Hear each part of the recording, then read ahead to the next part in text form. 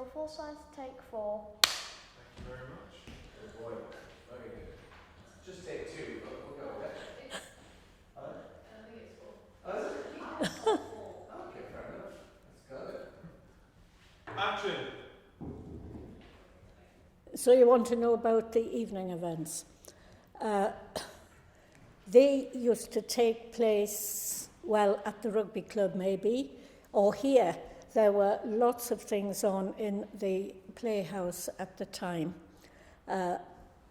But mainly the evening events happened in the various hostelries around the town.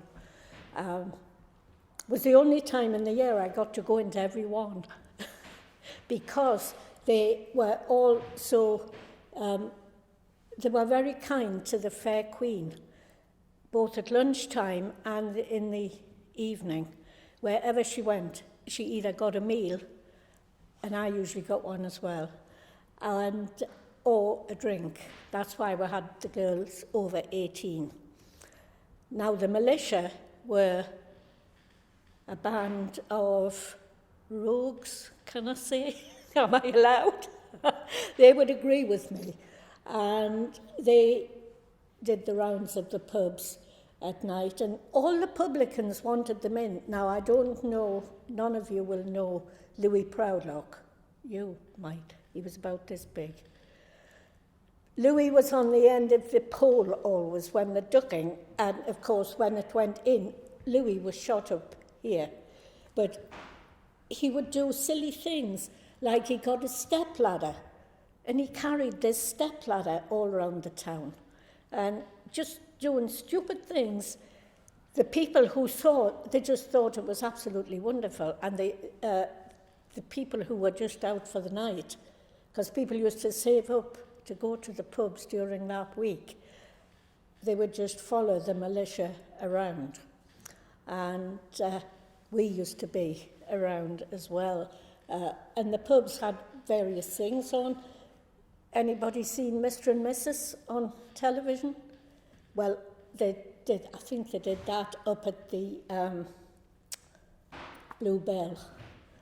I had to bring the girls out of that one because I had the Fair Princess with me as well, because that just got a bit steamy.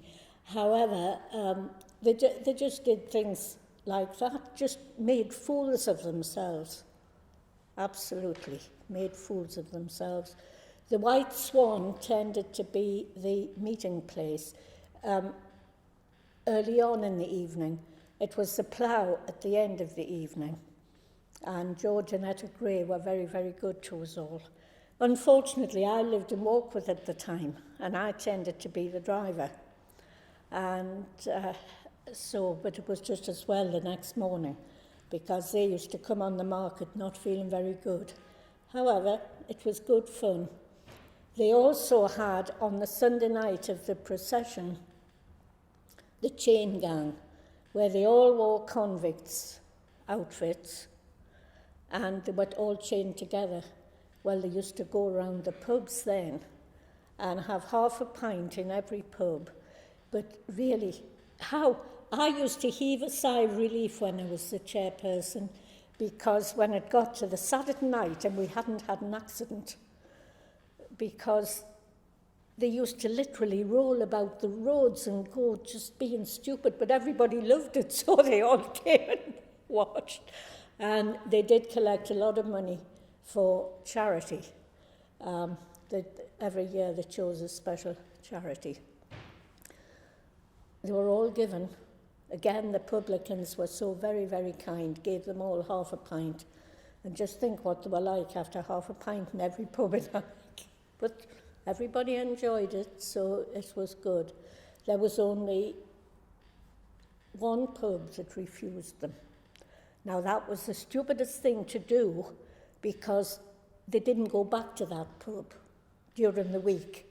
So I think by the end of the week, he probably wished he had. But he was a new publican, so I suppose you can do that. But it was on the going back to the Norwegian band, they had an evening in the White Swan, the Norwegian evening. Well, we had never seen the prawns if you like prawns. Oh, the lobster, which they brought it all with them. And the national spirit of Norway, which is called aquavit. And we all had to have aquavit. Well, it tasted lovely, but there were quite a few people under the table by the end of the evening. And this Norwegian evening was a thank you to the hosts of the people in Alnwick who had hosted members of the band. And it was just a super evening. Yeah, I think that's it. I can't think of anything else. It just was a great time for us all. And we worked hard, but we played hard, but it was worth it because it was just so good. But it was amazing, yes, and it was such a shame. People say to me now, you know, why did it have to finish? But I was glad I didn't finish it. I would have tried, but there's a limit as to how much you can and how long you can go on. But I enjoyed every minute of it. Yeah. So.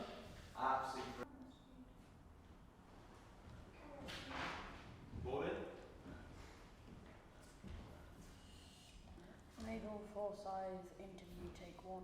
Thank you very much. And action. I'm Rebecca and I'm going to be interviewing you today. Listen now, Rebecca. Could you tell us a bit about Alnwick, please? Alnwick is a wonderful town. It's a medieval town built on the banks of the River Allen. It was also the county town of Northumberland, and it is a ducal town because the Duke lives in the castle, as I suppose you all know, yes.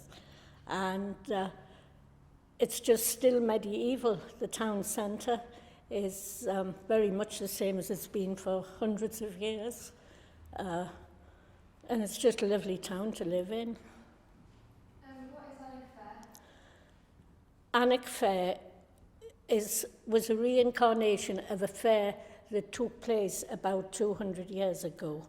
And in 1969, the bypass was built, and that cut Alnwick off the map. And the business people decided they needed to put Alnwick back on the map. And this was the result, was a fair which took place in the last week in June. And it was a costumed event which won the best costumed event in the country in 1971. And it did the trick. It put Alnwick back on the map, literally, of Northumberland.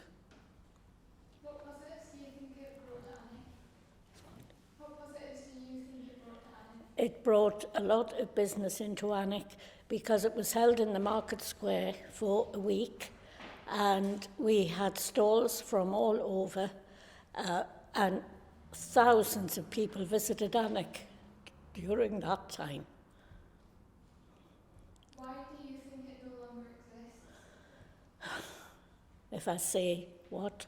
Health and safety. We were unique in that we had a ducking stool where they ducked wenches, which now is not au fait because you cannot differentiate between girls and men, and it was the girls that went in the ducking stool. And of course the insurance on that was huge. But health and safety came in with, we all had to be tested for working with children, which we were quite a lot. And just one thing and another, and it just got too much for us to be able to uphold the necessary health and safety. You mentioned how it was a costumed event. What costumes do you remember? Oh, the costumes were fabulous. A lot of them were hired, but a lot of people made their own costumes. I personally had about 4 or 5 costumes over the time. and it just was lovely. We started off as medieval, but that sort of just got lost in by the by, because people who were making the costumes tended to like crinolines, and that sort of became the order of the day. But the costumes were all lovely. My last one was beautiful pink with a lovely feather hat. Yeah. At school, they weren't allowed to be together. Why are community events so important? In a town like Alnwick, a small town, the community needs to be together. There are several societies in the town, and as far as the fair was concerned, we brought everybody together because all the different organisations were invited to partake, which they did. What are great community events are there in Alnwick? At the moment, very few, because there was the music, what was that one called? The Music Society thing, and not very many more big community events like the fair, which is sad, really. What was the Alnwick Fair like for young people?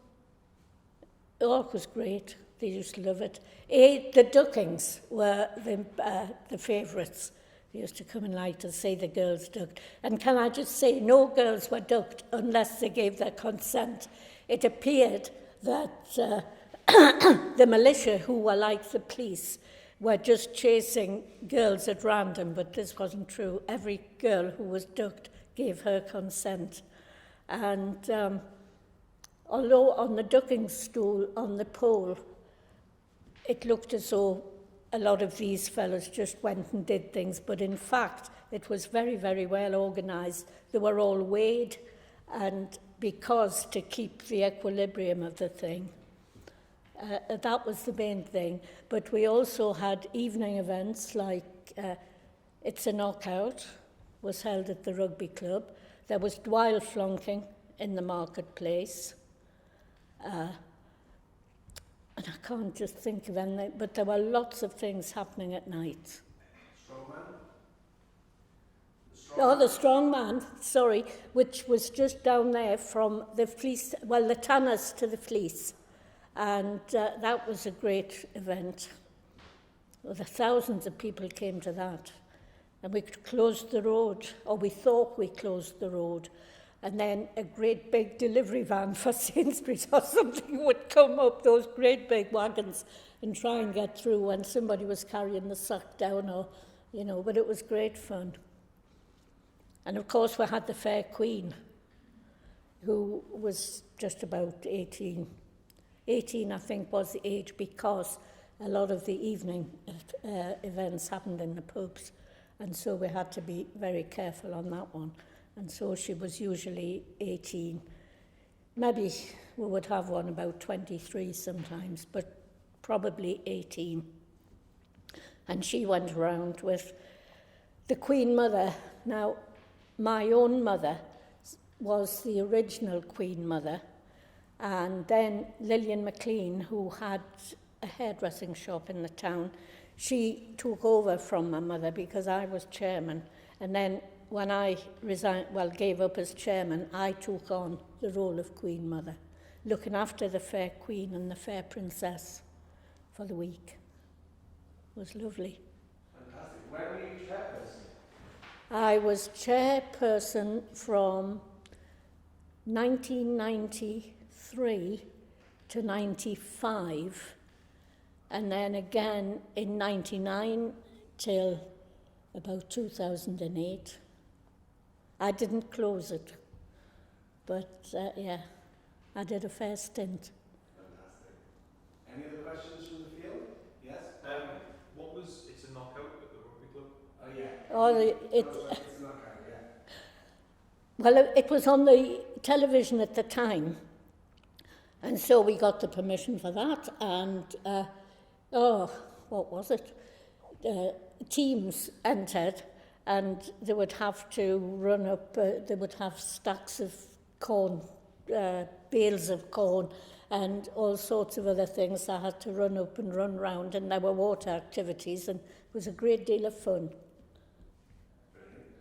Any other questions from the floor? You see, this was the beauty of it all. Everybody took part. When it was first aired, the rugby club immediately said, oh, we'll do that. The Lions said, oh, they would do something. The Rotary would do something, round table. Therefore, you talked about bringing the community together. That brought the whole community together. And on opening Sunday, we had a terrific procession with horses leading the procession. We had the Vaux grey horses, the great big grey ones were lovely, that took the Fair Queen around the town.